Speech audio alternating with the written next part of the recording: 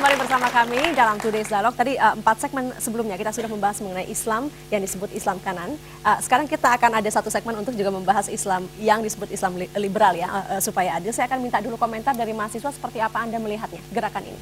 Melihat fenomena JIL dan aliran fundamental yang ada di Indonesia, saya pikir sesuai ya dengan pendapat oleh Ustadz Ja'far dengan Bapak Muksid tadi, yaitu melihat fenomena di mana peran negara itu kurang maksimal gitu. Pandangan Anda sendiri terhadap gerakan Islam liberal itu seperti apa? Saya pikir sah-sah saja ya. Jadi ada penyeimbangan antara yang sangat... Yang lain banyak yang nggak setuju nih mahasiswa saya lihat, tapi Anda melihat itu syah-syah saja? Iya, sah-sah saja gitu.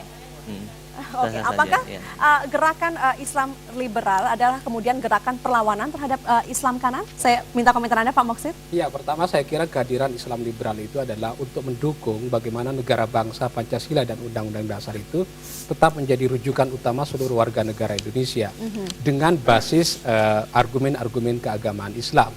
Oleh karena itu jaringan Islam liberal ingin meletakkan keislaman di dalam bingkai negara bangsa Indonesia, jadi tidak bergerak di luar orbit itu.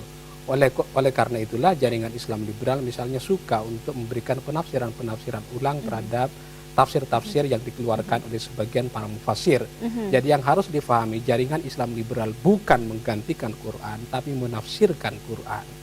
Karena rujukannya juga sama, kemudian menggunakan kaidah-kaidah penafsiran yang tetap seperti yang dianut oleh para ulama-ulama salafus saleh. Tapi apakah memang perlu dalam penamaan gerakan itu sendiri harus ada memang liberalnya dicantumkan? Jadi jaringan Islam liberal. Kata liberal di dalam jaringan Islam liberal berarti liberasi, yaitu untuk mengadvokasi kelompok-kelompok yang tertindas. Bukan membuat kelompok sendiri dan menjadi eksklusif di luar mengkelompokkan diri di luar dari kelompok-kelompok Islam lainnya. Jaringan Islam liberal bukan organisasi massa, tapi itu sebuah jaringan.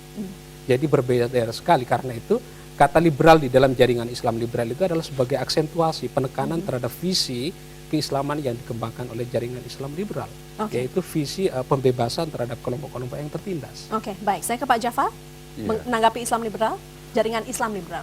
Ya, sesungguhnya munculnya jaringan, apa yang menamakan dirinya jaringan Islam liberal ini adalah sebagai konsekuensi yang logis ketika anak-anak muslimin belajar Islam dari orang-orang kafir, para liberal,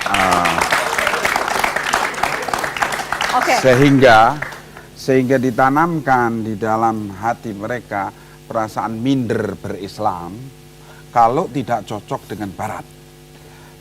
Maka di dalam hal ini Barat mempunyai satu aliran pemahaman materialisme yang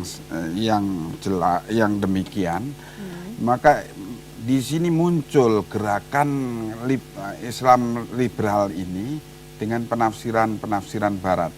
Sesungguhnya itu bukan muncul baru sekarang, tetapi bahkan muncul di zaman kolonial, yaitu seorang tokoh di Mesir yang bernama Syekh Muhammad Abduh dan muridnya yaitu yang terkenal dengan Sayyid Muhammad Rashid Ridha.